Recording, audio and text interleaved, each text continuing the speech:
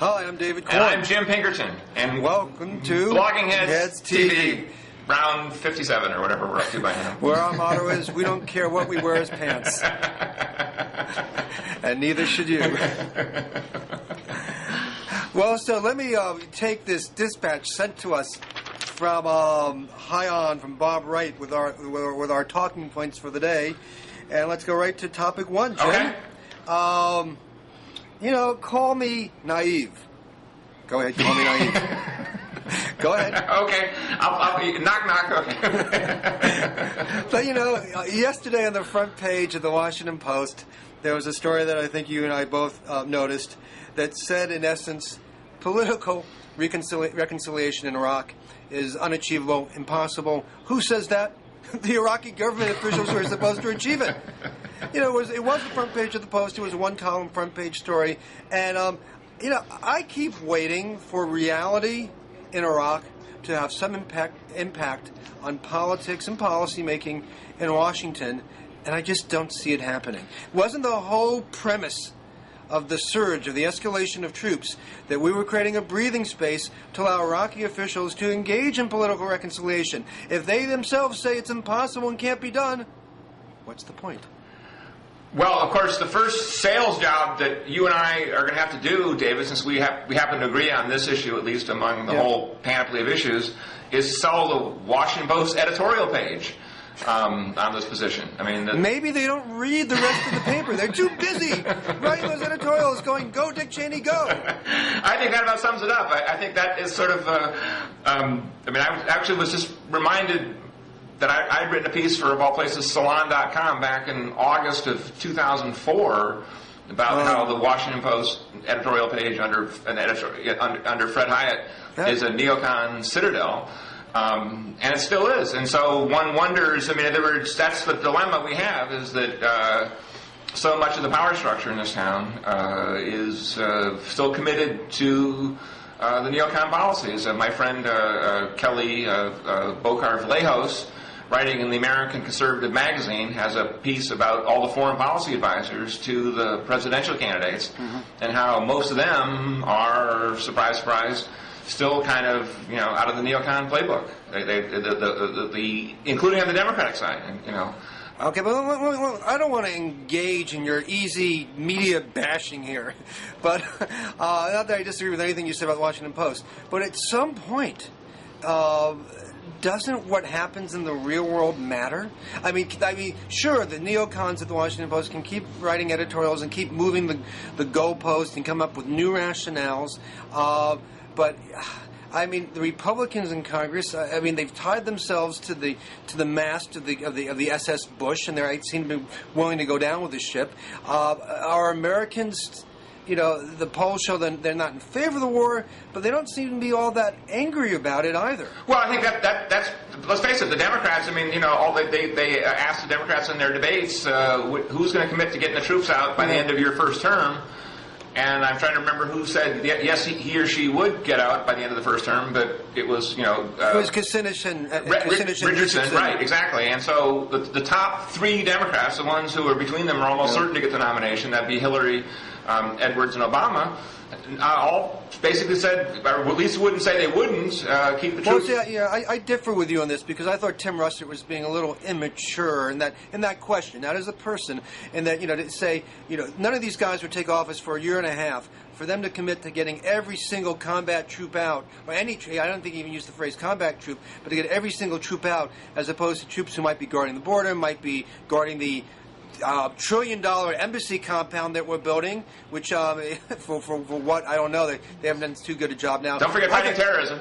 Yeah, fighting terrorism. Troops chasing Al-Qaeda in Iraq, if there's still an Al-Qaeda in Iraq to chase in a few years. I thought that, nobody should say, I will have everybody out by date certain. They all say, we want to bring troops out. Obama, to his credit, has given a schedule, 1 to 2 brigades a month. John Edwards has said he'll take out 40 to 50,000 troops within the first 2-3 months if we are where we are now. So I think pressing for an absolute answer was not was not responsible. I didn't think their answer was bad, but nevertheless, I take your large point here in that the Democrats, at least the ones in Congress, seem flummoxed about what to do regarding the Iraq War and the policy. I think a couple I don't want points. to blame them more than anyone else because it's most of them didn't vote for it, though a lot did, and it's and it is Bush's war. But nevertheless, they can't figure out how to turn this thing around, despite what appears on the front page of the Washington Post. Right, they are afraid of getting tagged as losing or being responsible for the loss, and that debate here in America between the Hawks and the Doves, and with the Hawks clearly winning here in America so far, has, I think we can agree on this much as well, has almost nothing to do with what's actually happening on the ground in Iraq. It's entirely, do you think that Rush Limbaugh is right or wrong about the phony soldiers? Do you think that, John Kerry, Hillary Clinton, Harry Reid, whoever is a stab in the backer? Those are huge issues in American politics, and almost nobody, certainly on the pro-war side, is saying, well, let's go study what's actually happening in Iraq, what's actually happening on the ground in terms of conciliation or lack thereof. I thought that Washington Post article that you alluded to was pretty strong on that score, but that just isn't the issue. It's sort of the essence of kind of an imperial politics, where what really matters is the micro politics of the imperial court, as opposed to what's going on off in the provinces somewhere. Yes, and I still have this, as I said earlier, naive belief that we should hold our policymakers, including the president, responsible for what they say, and the rationale for the war, for the recent escalation, really seems to have slipped away, and now it's not even been replaced with another rationale other than we can't lose. Right. But that's not a rationale for doing anything. It's sort of the rationale for continuing to bet at Las Vegas when you're in the hole, that you can't walk away from the table. And I believe walking away from the table could be ugly, bloody, brutal, but staying at the table isn't doing much good either. I agree, but the only thing to bear in mind is that since the comparisons of Vietnam leap to both of our minds in terms of just memories of it all and so on, is that in terms of... I read about Vietnam in books. In terms of the casualties, we're still about where we were in 1965 or maybe early 1966, less than 4,000.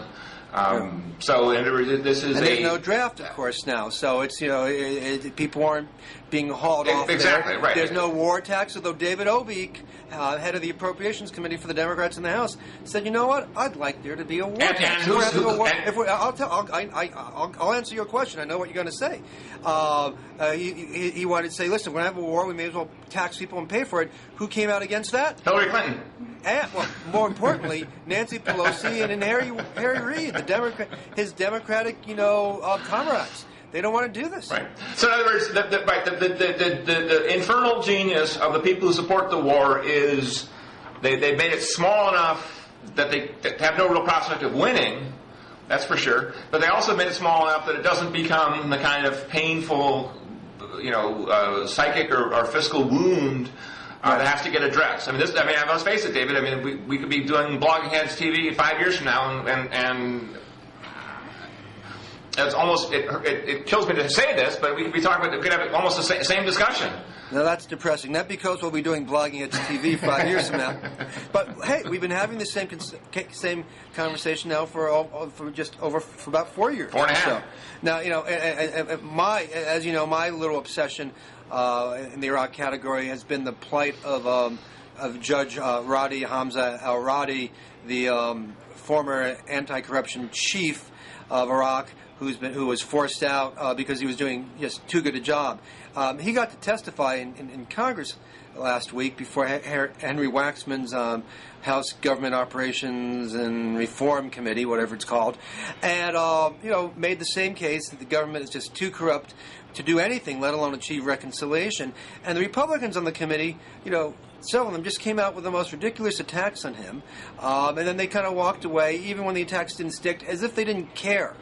It was really kind of a bizarre hearing. But what was worse was that Ambassador Larry Butler, who is, I never heard of him, but he's the Undersecretary, Deputy Secretary for Near Eastern Affairs in the State Department, basically in charge of the Middle East, came on and said, you know what, the State Department is working long and hard on corruption issues in Iraq, and everything is just hunky-dory. And I'm thinking, come on, this, when does the denial stop? And the one thing that he said that was not very on point, but which really got me thinking, was he in praising the efforts of the State Department employees who are there in Iraq, working hard under terrible conditions. He said the embassy has 100% annual turnover. 100%. That means no one stays longer than a year. There is absolutely no institutional memory, and we're building, as I said earlier on the show, an embassy that now has all these cost overruns and is going to near $1 trillion. So we're going to spend $1 trillion on an embassy compound. Not a trillion, $1 billion, I think. No, well, wasn't it? You don't mean $1 trillion. $1 trillion is a big number. Well, yeah, I guess not. I think it's $750 million. Right. It's 142 cost overrun. That's right. $750 million, and it's going to have absolutely no human capital. It's going to be a hollow shell. It's funny. I was just reading an article about the economists at the World Bank have done a study of third world countries and which ones are rich and which ones are poor. And the point they make is that the rich third world countries, at least the developing third world countries, South Korea, for example, so sort of the ex-third world countries, have enormous social capital. They have enormous, educational reserves and so on. And then World Bank has figured out a way to sort of monetize that and figure out, that, for example, the average American has access to $342,000 worth of intangible capital. The average Mexican has access to Can I get a loan against that? $42,000, and yet in some places in the third world, this intangible capital measure is actually negative. In other words, you go there and you actually, between corruption and thievery and whatever else, you're actually likely to lose money just by being there. And obviously that's a poor formula for economic growth. And I think you could apply the same metric to U.S. foreign policy making in places where nobody speaks the language, nobody dares go outside. You read these memos. Al Kamen in the Washington Post is always, getting. Well, I tell you, Jim, I've gotten to know some embassy officials in the course of doing these recent stories on Iraq corruption, and in the utter disdain that they talk about the State Department, the embassy, even themselves in self-deprecating way, in the ability to get anything done there. Is mind-boggling. As a taxpayer, as a citizen, it is so demoralizing to hear people who, take out of their own lives, precious lives, a year or two to go to Iraq and, from their perspective, and even from, I think objectively speaking, try to do some good for the people of Iraq, and they come back totally disenchanted with the U.S. government's ability to do anything, with the Iraqi government's ability to do anything, and just believing it's an utter waste of time. And I get the sense that, between Ambassador Crocker's appearance with General David Petraeus on the Hill, between the neocons editorials, and the fact that there are only about, I think, 30 or so real American correspondents in Baghdad, this story just isn't fully registering. I know. The only story that's sort of broken through the static, and you, David, deserve enormous credit for helping promote the issues raised by Judge Radhi. Not that anybody in the U.S. government seems to care, other than Chairman Waxman and a few others. And not that anybody seems to care about the cost overruns in Iraq. The only story that sort of has some salience is the Blackwater story, which is somewhat connected in terms of the change in the way the U.S. handles foreign policy, such that, for reasons I can't quite fathom, although it has something to do with sort of the privatization mania, the people who sort of do mean business and did, as it were, come to play in Iraq are private contractors who, of course, are machine gunning civilians as they ride along in the streets, which is not so good. I mean, they're also a negative aspect, but they are real and forceful. And Eric Prince, the head of Blackwater, said, in his own defense, I guess in the hearings last week, look, none of our civilian charges have been killed. And we've killed lots of Iraqi civilians. We've suffered our own casualties, but nobody we've been protecting got killed. We protected the Americans. And that at least in other words, if that's the only thing that's the only kind of efficacy that we can measure, well, then it's our chances of actually gaining hearts and minds are pretty small. I can just imagine how that plays in the Iraqi media. Just imagine. I mean, I don't read Arabic. I wish I did, but I'm sure that statement got picked up, and it's not just the Iraqi media. I'm sure it gets picked up throughout the Arab, world in terms of, a friend of Dick Cheney, funder of Republican presidential politics in the Republican Party. Eric Prince says, we're protecting Americans even as we kill Iraqis. Right. Talk about sort of another type of capital that's lost. Let's move on from Eric Prince to the new queen in America. How is that? How is that? I made that up on the spot. I know it's hard to believe. It's the narrative. I love covering presidential politics. You and I can be policy wonks, but but covering presidential politics is like sports for guys who are geeks in high school. And there's always a narrative that evolves and it ebbs and flows and changes. But the narrative this week in the coverage of the presidential campaign is that Hillary Clinton is just about a nanosecond shy of being coronated. That she's opening up, gigantic leads in the national poll, I think 33% points over Barack Obama, and she's actually beginning to establish somewhat of a lead in Iowa and New Hampshire, where they have the first voting, unless, of course, Michigan and Florida have their primaries next week. And, and she's getting endorsement. George McGovern, may not mean much to you, but to liberals, he endorsed her last week, a couple of days ago, that is. Significant. It looks like she's on the roll. And I don't know if we've talked about this before on the show, but up until recently, I thought that the Iowa caucus might not be that important, that there were at least three candidates that a lot of Democratic voters liked, that being Hillary, Barack Obama, and John Edwards. They all would have enough money and enough free media to do well and continue the fight if whoever didn't win in Iowa. But I'm beginning to think now that Iowa is sort of like the Gettysburg. If neither Barack Obama can stop or John Edwards can stop Hillary Clinton in Iowa, it may be so long, sister. She's it. Well, look. Tell me, is the conventional wisdom enveloping me, and like a giant amoeba, and just as they say about stereotypes and cliches, there's usually a nugget of truth in them somewhere. Look, for every time that there's been some dramatic upset where the mighty, impregnable Lyndon Johnson was, upset by Eugene McCarthy in 1968. There's other examples where so-and-so just rolled onto victory in the nomination process, really without that much of a fight. Walter Mondale and Gary Hart. Certainly Gary Hart was Obama-like in his new ideas, fresh face, all that stuff. Good hair. Good hair. Good looking. And in many ways, probably you could argue would have been a stronger candidate in the general election back in 1984. He would have been a great candidate back then. And he would have been a great candidate, I think, in 88 had he not had a little monkey problem. But the point is, it just looking back at it, though, Mondale was always going to get the nomination. He always had the Democratic establishment in his pocket. Mm-hmm. He always had the reserves. He could afford to lose New Hampshire, as I recall, in 84, then Mondale, that is, and come back to win.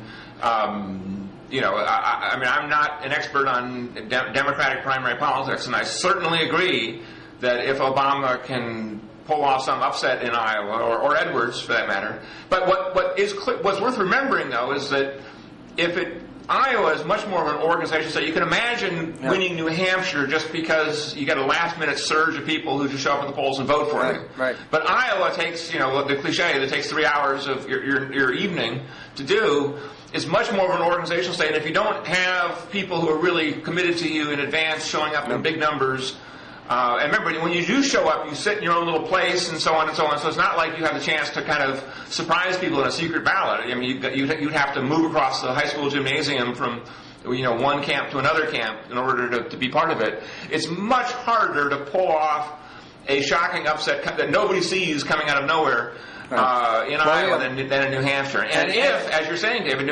Iowa is it for the Democrats, not New Hampshire. If Hillary wins big in Iowa, then that's that, because it finishes off Edwards. And Mrs. Obama, of course, has said that if, I don't have the quote in front of me, but she's pretty much said that if Barack doesn't win Iowa, he's over.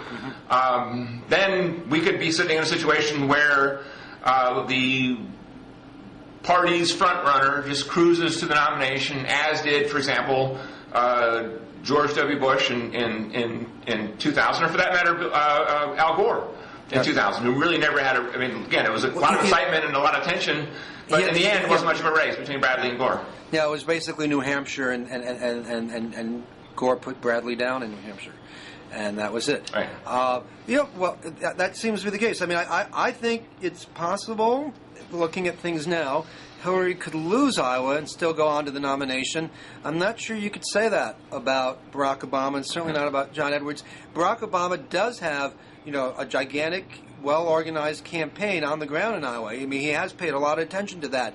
And in fact, there was a chart either in the Times or the Post the last couple of days that I believe showed that he even had more field offices right now than Hillary Clinton. Although Hillary Clinton does have some very veteran organizers like Theresa Vilmain, who knows Iowa like the back of her hand. And so I think at the end of the day, the organizing advantage probably will go to Hillary Clinton. So, listen, Obama seems to have taken the lesson that it is Iowa. It's going to be all about Iowa, and he has to sort of make a stand there, and that is going to be hard because you can't because as you say, I don't think you can make it at the end of the day by making a brilliant speech or by doing well in a debate. It is about convincing the bodies who go to the gymnasiums and so on. But let's a candidate who we're not talking about because he's not a candidate is Al Gore. Is Al Gore going to get some good news this week? Listen, I think that the Nobel, if you're talking about the Nobel Prizes, which I think you are. Yes, I am. You are correct, sir. I mean, they are extremely political in who they give their prizes to. They say that about the Academy Awards. You're right. And guess who won that one? I mean, I think that the Nobel Committee has said explicitly that the reason they gave Jimmy Carter the Nobel Peace Prize was because they thought he was a good critic of Bush. Right. The reason they gave Mohammed El-Baradei and the IAEA the Nobel Prize was because they thought he was a good critic of Bush. And because he got things right, Bush got him wrong. Fair enough. But the point is, I think that, but then in that case, the Nobel Committee will say, look, let's continue our streak here. I mean, look, again, I mean, if you and I are a little bit nervous about, simply transferring the conventional wisdom from politics into the heads of blogging heads, viewers, on elections, and we know elections pretty well just from having covered them for all these decades and participated in them in various fashions and so on. Our working knowledge of the Nobel Prize Committee is probably, at least in my case, pretty thin. But the precedent of why would you waste... I've been eating lots of herring lately and making plenty of phone calls. But let's not handicap whether he will or won't get it. But what do you think? What do you think the impact will be if he does? Well, I think this will lead. I mean, obviously, look, it's 86 degrees in Chicago, and people in the marathon are dying tragically, and there's somebody died here in Washington as well, and a 10K run and so on. So, I mean, it's very hard to argue that the climate isn't changing in some pretty profound way. It's a little harder to know exactly why it's changing, but nonetheless, I mean, we're clearly, I mean, we just got through sort of agreeing that the Iraq War is going to go on for almost for a good long time, or a bad long time.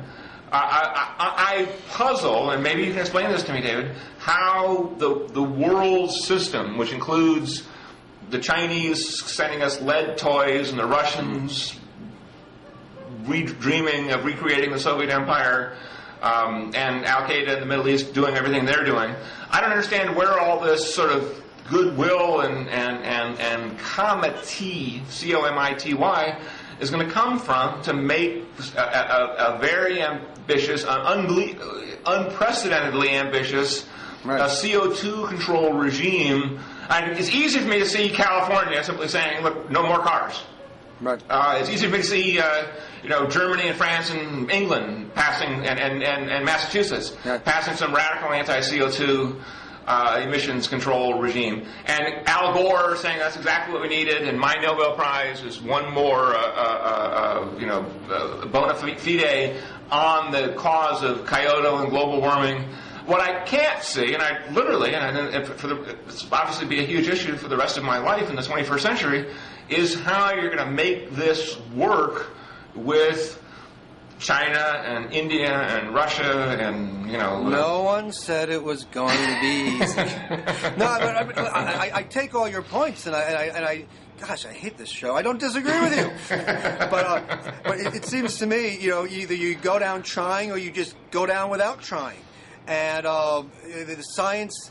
You know, listen, it could be, once upon a time, yes, everyone thought the world was flat, and it turned out that was wrong. The scientific consensus now is overwhelming that this is real, it's happening, because I have negative impacts, it's human-induced.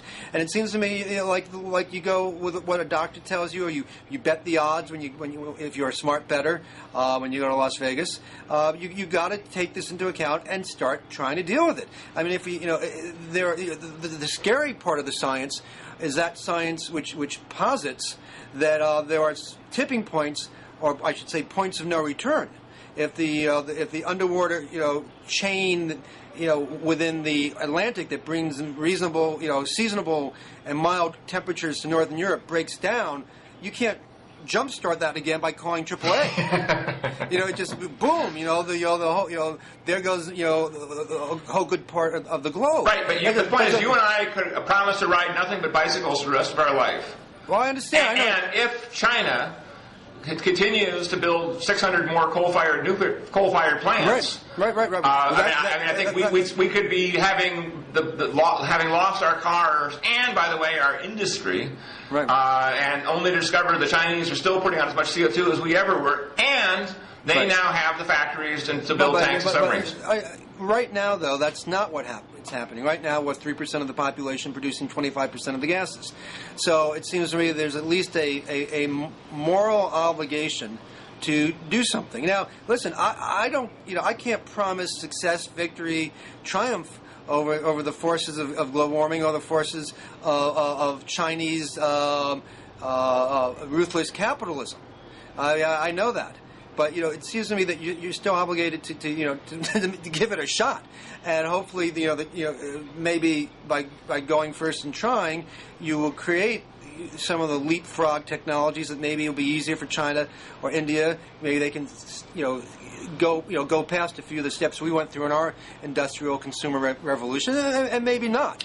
But I mean, but certainly doing nothing, seems to to guarantee failure. Trying something may not guarantee success. If China, India, and other nations, Indonesia even maybe at some point in time, surpass us as emission producers. And just Bush the other week coming out saying, I care. There's a problem. I want to do something, and not proposing anything new.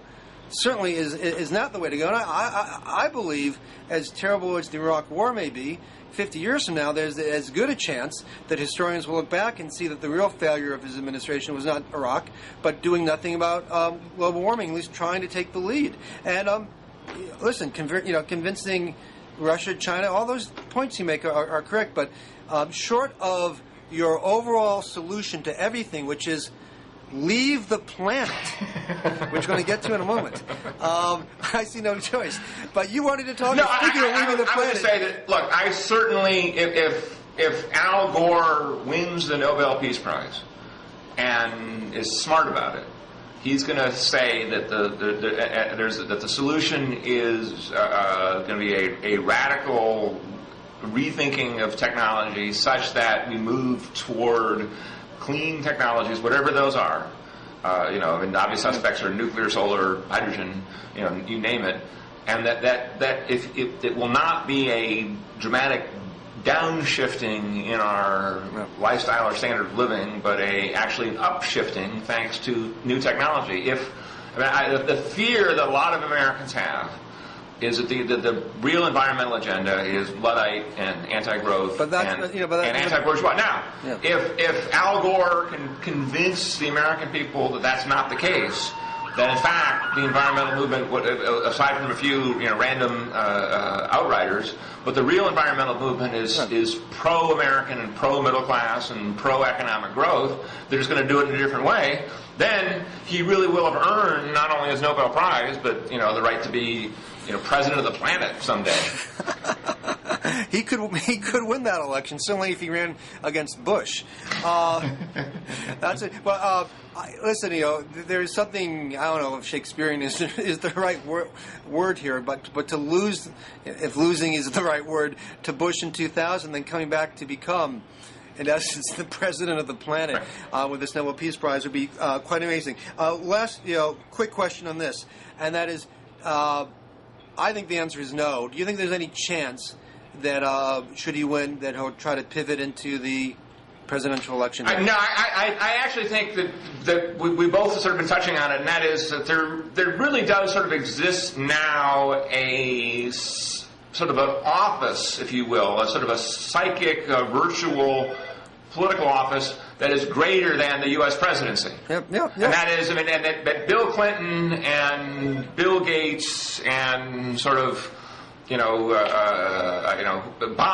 Bono, yeah, don't forget Bono. Kind of with the edge as vice president. kind of inhabit that sort of larger place in our, the late Princess Diana was kind of an early holder of that post. And you know what? I think it's fun. Well, I mean, how much more fun could Bill Clinton say? And don't give me the obvious answer. Than sort of trotting around like this without the headache of balancing budgets, dealing with Republicans. Bill Gates, basically, beat a lot of better, products into the ground on his way to earning billions, and now he's saving, tens of thousands, 100,000s of lives in Africa by giving out malaria nets. I mean, Jimmy Carter is certainly having more fun now than he ever did in the White House. And I think Al Gore. I mean, I interviewed him when the movie came out. It sounded like he was literally having a blast, off to Cannes, but also off to talk to the Chinese government about what to do and trying to convince them. I mean, it's not all glamour, it's work, but God, it seems fun, rewarding, without any of the headaches of especially cleaning up the mess in Iraq. Exactly. I think that is going to. I mean, the same way that it's probably more fun to be the president of the European Union or the European Commission or whatever the exact title is, than the head of state. Than the head of state of any one of those respective 26 countries there. So no, I think the long answer here is that I think Al Gore will. I mean, who knows? But I think he will, certainly for 2008. I mean, I think if he's looking at the same newspaper articles and about Hillary's inevitability as we are. I think that President Hillary Clinton will find herself, if she wins, stuck. Al Gore reminds me of the geek in high school who was front of the class all the time, and then he loses an election, to use a word that some people might quibble with, to the high school jock. But then later on in life, he's king of the world. He's doing just fine, while that jock has gone down in flames. Well, it's sort of the story of the U.S. economy in the knowledge age, and that is that the smart, the good-looking jock doesn't do as well as the computer nerd. I mean, that's sort of what happened in the last. I'm all for nerds doing well, as I suspect you might be. But going back to my previous point, that for so many of the problems that plague us, Jim Pinkerton has the great answer. Get off the planet. You are a space maven. You love thinking about space. You advocate space exploration and research on this, and I'm with you, to a certain extent on some of this. But you're kind of sad because this week an anniversary passed of a glorious moment for the fatherland, Russia, Mother Russia, and I think they call it the motherland. Motherland. Right. And so, October 4th, what happened, and what did not get the attention that you deserve the attention? October 4th is the 50th anniversary of Sputnik, which was a major. Not that many Americans can remember that anymore, and frankly, I can't either. But I read about it a lot, and it was a seismic event in American politics, where the U.S. was seen as having been let the Soviets with all their high tech get ahead of us. Now, for younger viewers out there, I know our demographics skew to the 18 to 24 range, which is why this bud's for you. Just give us the basics of Sputnik. Well, I mean, the Soviet Union put a unmanned satellite into space on October 4th. But it was really something that was like the size of a basketball fruit can, right. A basketball. When all it did was make a beep. Right. It was. It just went around the world.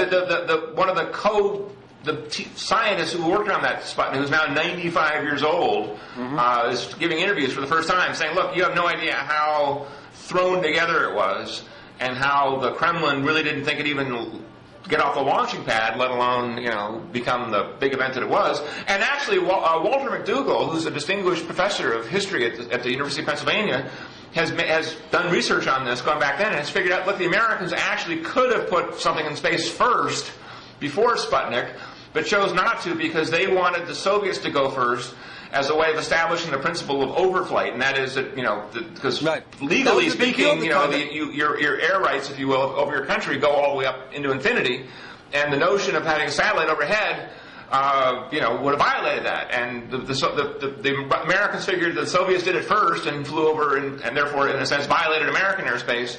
Right. Then the Russians couldn't complain if we did it to them. And of course, to tie together these various themes of getting off the planet, but also even before then, the notion of government-directed technological development.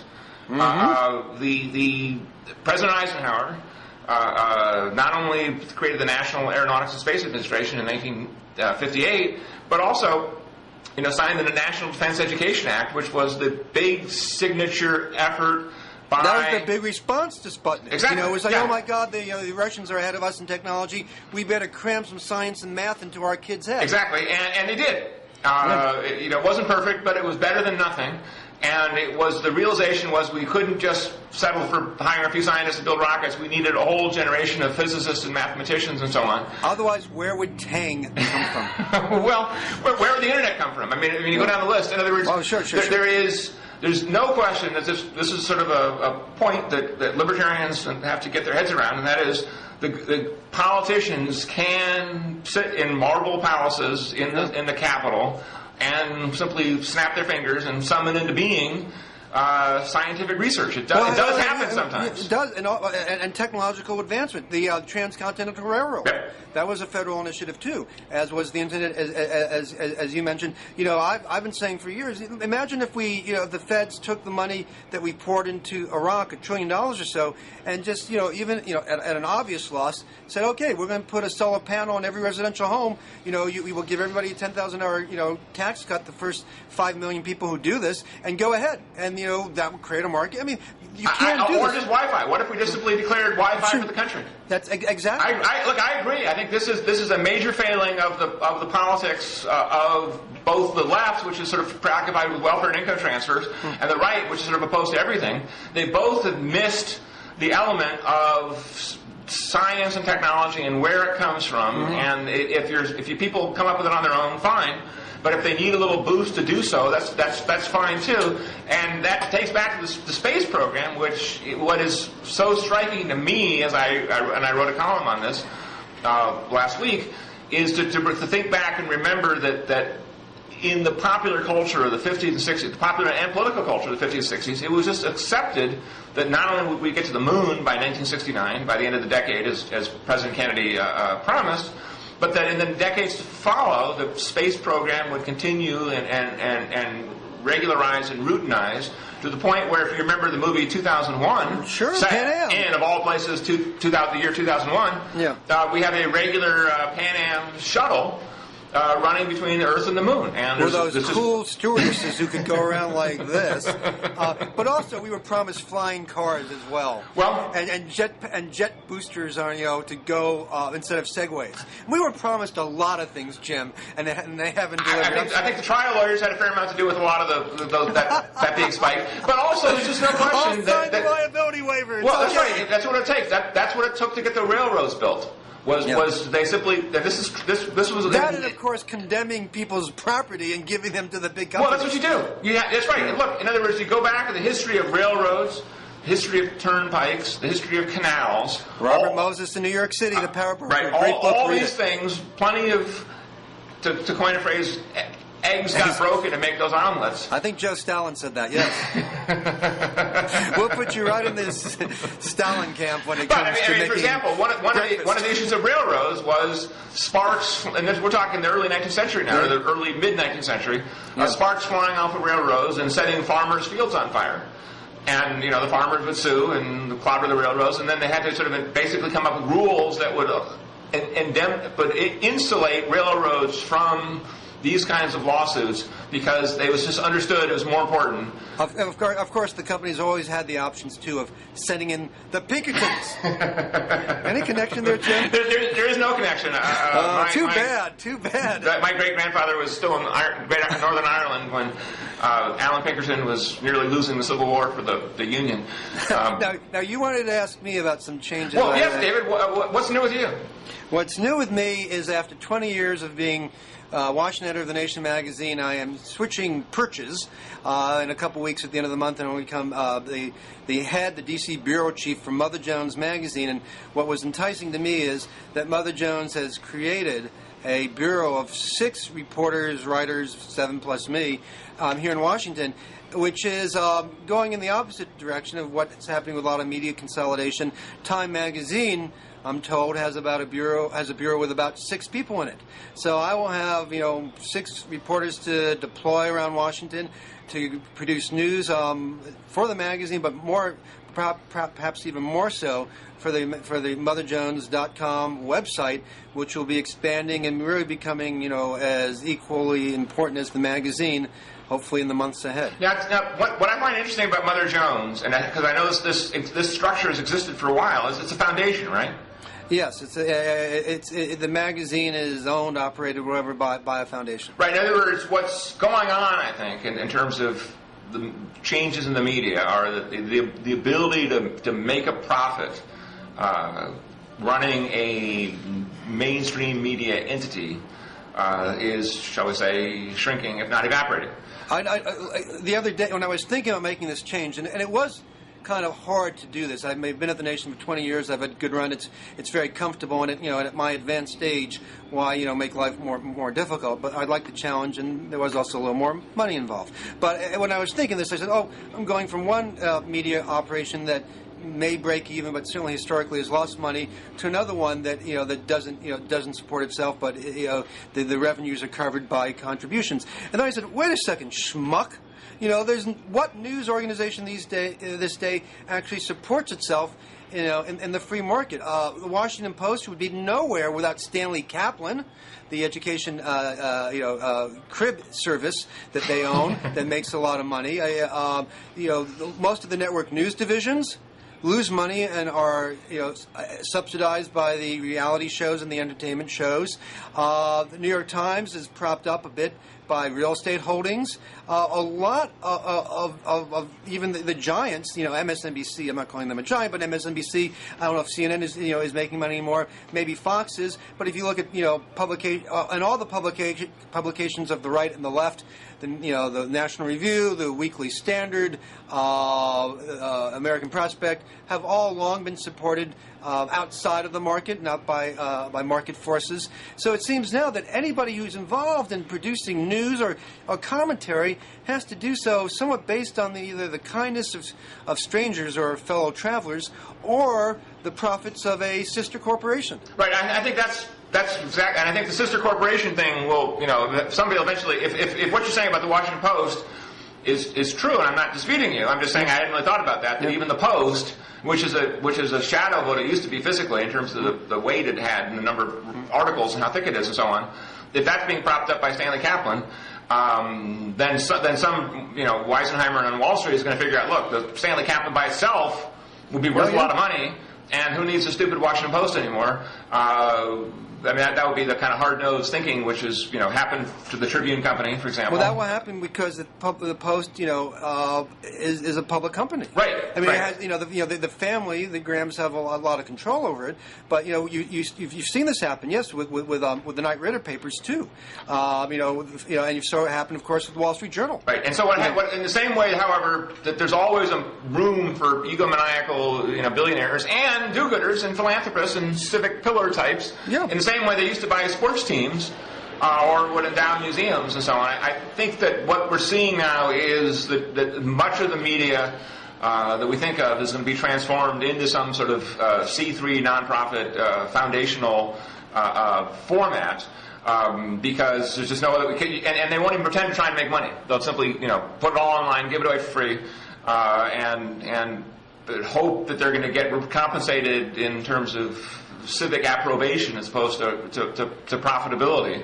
And I think this is a major trend in our time, and I think that most media outlets, and again, they're expanding. I mean, what's so striking is that if Mother Jones has the same number of reporters in Washington as Time Magazine, then it just shows that there's always going to be a willingness among sort of visionary philanthropist types to say, listen, I believe in these causes or these ideas or these principles or whatever, and I'm going to invest heavily in it in the same way that the people used to endow universities and hospitals and I mean, remember, the stories of Pally and CBS News.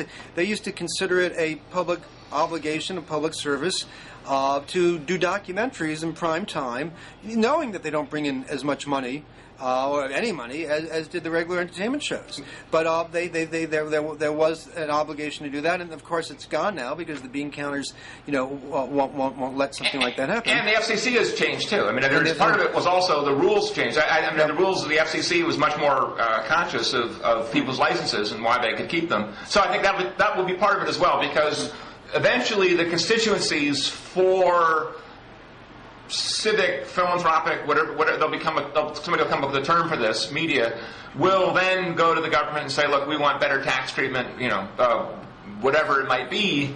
The sad thing is, too, that in terms of, producing some news, as we've seen from Blogging Heads TV, perhaps, has gotten cheaper. Putting up a website, what Matt Drudge did, which isn't quite news, was really pretty easy to mount. And now anybody can run around with a video camera, and if they get something newsworthy, they can post it on YouTube, whatever, the Macaca video with George Allen, and you can really compete. But doing things like covering the war in Iraq is incredibly difficult, incredibly expensive, and if the network and the people who used to do this a lot, well, the big newspapers and the network news shows are all cutting back, and during Vietnam we had literally hundreds and hundreds of reporters out there from all different type of outlets, large and small, bringing back news. This gets actually to the earlier point we were talking about at the beginning of the show about reporting on the reality of the ground. But now in terms of what's happening in Iraq, because it's so much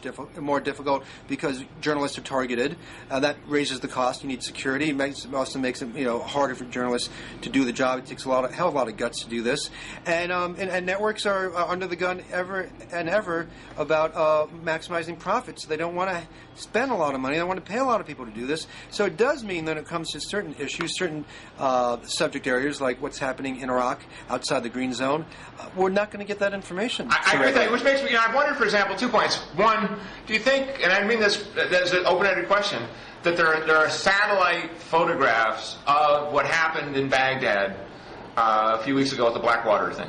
Right. I mean, literally, I'm just wondering whether somebody in the government, has pictures of Blackwater interacting with civilians, and gunfire. And also so that's just a question anybody has an answer to. I'd be curious what it might be. The second point is I will predict, David, and this is not based on any inside conversation between that you and I have had off camera, and that is that Mother Jones or some other, ambitious. You can't even call it a magazine anymore, can you? Just call it a portal or or outfit or something, whatever media thing. Will figure out some new way to get coverage and footage from Iraq. Some collaboration with some Arab media that can a little more comfortable moving around the country. People with their cell phones. I mean something. Because I think because anybody who takes the news seriously and has a lot invested in terms of the story, and you and have done as much reporting as anybody on Iraq, at least anybody in Washington, and I'm sure you feel a duty to help your viewers and readers and clickers and so on learn more about it. I'll just be interested in seeing what new formations come, because the same technology that lets Blogging Heads do this on a shoestring, and I do mean a shoestring. A shoestring on a good day. Usually it's just a pair of loafers.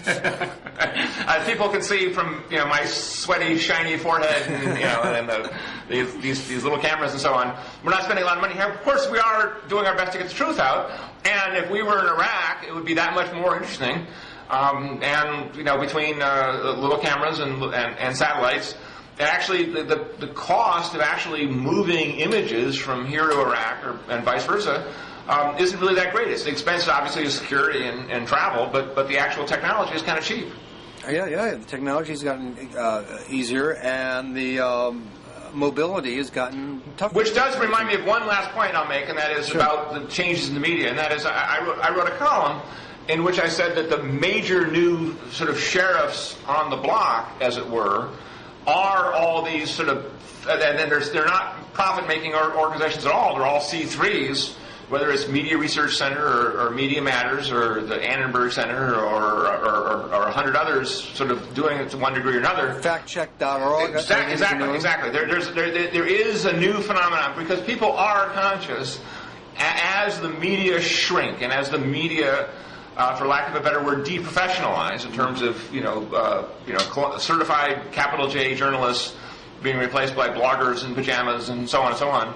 There is just a geistial sense that somebody's got to be sort of fact-checking and policing things and so on. And there's been a whole rise of all this sort of alternative, media, which obviously can have a real, as Don Imus or Dan Rather can attest, they can have a colossal effect on the process by the simple expedient of recording and transcribing everything that is said by all the various media players, however much they proliferate. Well, that makes me think about me. And one thing that I was thinking about in terms of this new job was, and again, this is my seat of the pants, which you can't see, hunch here, which is that I'm all for bloggers who rant, rave, and do good analysis, good commentary, point out what's gone wrong with traditional media or alternative media. There's a role for that. But I think there's also something of a quasi-neo backlash to the blogosphere. And it's my belief that there are people out there who have seen the rise of bloggetary, if I can coin a term. Bloggetary? Bloggetary. Bloggetary. That's not a disease, is it? I mean, well, maybe it is. Maybe it is. But the idea of using the advantages that internet technology gives you as a journalist to produce news and fact-driven reporting, a fact-driven analysis that can compete to a limited degree with some existing mainstream news organizations has not really been maximized. People have, the internet hasn't produced, new journalists. It's produced new bloggers. Well, I'll give you one area where it has produced new journalists, and I'm not trying to be funny. Okay. Hollywood.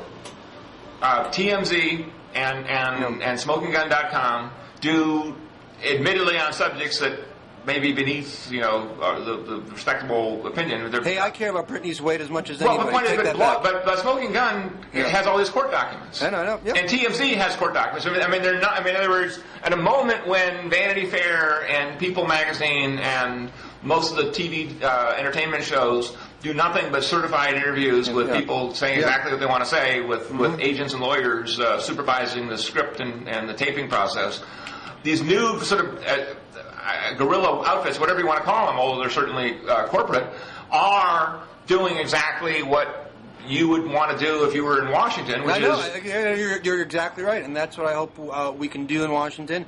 And I hope we can add productively to the din of information coming out of Washington, and have it be fact-driven news and views and analysis and commentary and breaking stories that will have, as they like to say in the business, value added. Well, again, when I read about these torture memos and I see, all these people on TV talking about things that they can't, a basic question like, is there a difference between being briefed on and actually seeing the memo? The Nancy Pelosi and all those Democrats are saying, look, we didn't really know the details of this, and then the Bush administration said, well, yes, you did. You didn't. And back and forth, and I'm not here to point fingers either way, although I admit I have a general bias against torture. But you find yourself struggling, somebody please tell me one thing that we know for sure is true as to what Al Gonzalez may or may not have told Harry Reid. Well, come to motherjones.com in a couple of weeks. I won't be starting to the end of the month. And I will do what I can to make Jim Pinkerton. Well, what you should have it. You should put a feature. You should put a feature up there. I'm dead serious. Of here's the reader question of the day. Yep. And we got 7 people here, and one of the 7 of us is going to answer this question. And it may be sort of by Washington standards, sort of a naive question or simple-minded question, or maybe a wise fool question. Why are we in Iraq? Yes. But exactly. Or why are we in Iraq? Or what actually is going on? Because I've lived in this town since 1980 for 27 years, and I don't know. As I read through the major media articles on torture and back and forth, who was told what, and I literally don't know. And I would love to see this. I'd love to see a smokinggun.com applied to Washington as opposed to Hollywood. You are our target audience. You are our focus group. My mission is clear. I accept your challenge. I respond to your inspiration. I will try to do good by you. My eyeballs are up for grabs on this. Okay, well, to be continued. Jim, as always, it's a pleasure. I'll see you soon on Blog. See you from your new post.